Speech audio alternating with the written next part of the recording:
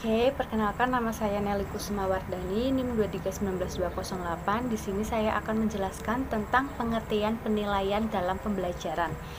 Penilaian adalah proses pengumpulan dan pengolahan informasi untuk menentukan hasil belajar peserta didik.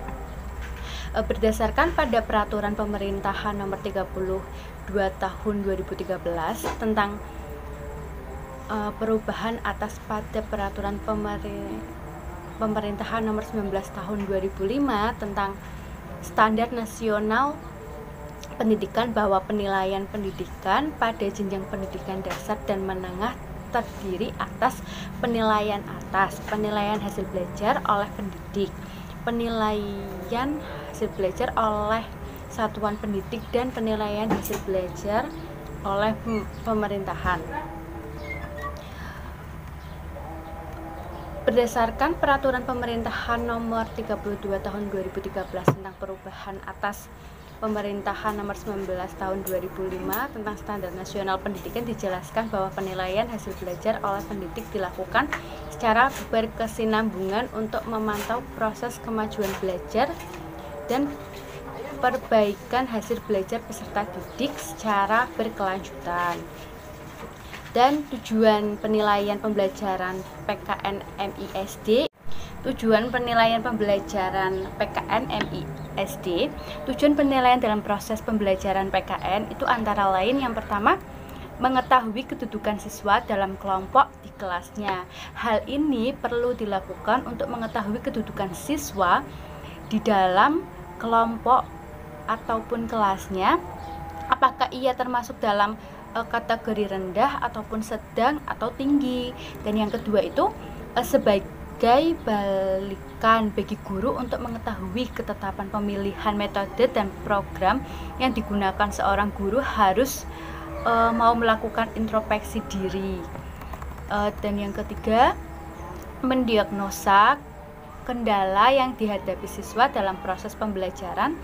Seorang guru harus mampu mencari penyebab ketidakberhasilan siswa.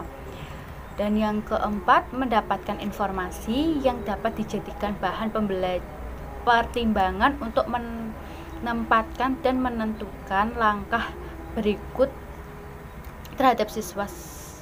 Seorang guru harus supel dan komunikatif terhadap semua orang. Terima kasih. Assalamualaikum warahmatullahi ta'ala wabarakatuh. Nama Khalidin, NIM 2319210. Di sini saya akan menjelaskan tentang jenis-jenis penilaian pembelajaran PPKN. Yang pertama yaitu menyusun spesifikasi tes. Yang nomor 2 yaitu menentukan kompetensi dasar yang akan diukur.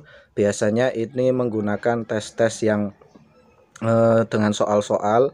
Terus yang nomor 3 yaitu menyusun kisi-kisi tes. Yang nomor 4 menulis soal tes. Dan yang nomor 5 menelaah soal tes.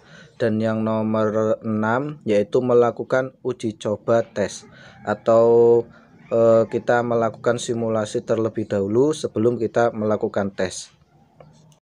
Yang selanjutnya yaitu kita akan menjelaskan tentang prinsip penilaian berbasis kelas. Yang pertama yaitu kita harus soheh, maksudnya penilaian didasarkan pada data yang memang mencerminkan kemampuan yang telah diukur. Yang nomor 2 yaitu objektif, penilaian ini didasarkan prosedur atau kriteria yang jelas. Yang nomor 3 yaitu adil. Yang nomor 4 yaitu terpadu, di mana terpadu ini melakukan penelitian memenuhi prinsip apabila seorang guru yang merupakan salah satu komponen tidak terpisahkan dari kegiatan penilaian atau pembelajaran. Yang nomor 5 yaitu transparan. Kita tahu kalau transparan berarti harus semua itu pengambilan keputusan dilakukan dengan menggunakan rapat atau diskusi. Yang nomor 6 yaitu menyeluruh dan berkesinambungan. Ini mencakup segala aspek yang kompetensinya menggunakan berbagai teknik penilaian. Yang nomor 8, yang nomor 7 sistematis, yang nomor 8 akuntabel, dan yang nomor 9 itu edukatif. Penilaian ini dilakukan untuk kepentingan dan kemajuan pendidikan seorang siswa atau murid. Yang nomor 10 yaitu ekonomis, berarti dalam artian efisien, efektif dalam perencanaan pembelajaran. Assalamualaikum warahmatullahi wabarakatuh.